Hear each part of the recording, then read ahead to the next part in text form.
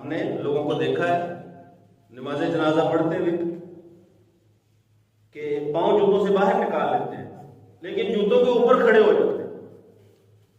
पांव निकाल लिए, उसी जूते के ऊपर खड़े हो भी। अगर आपने इसी पे खड़ा होना था तो फिर पांव निकाले क्यों? बाकायदा तरीका बताया रसूलुल्लाह सल्लल्लाहु अलैहि वसल्लम ने। अगर किसी ने जूते उतारने हैं, वो क्या करेगा? वो जूतों को बाईं तरफ रखेगा, दाईं तरफ नहीं रखेगा।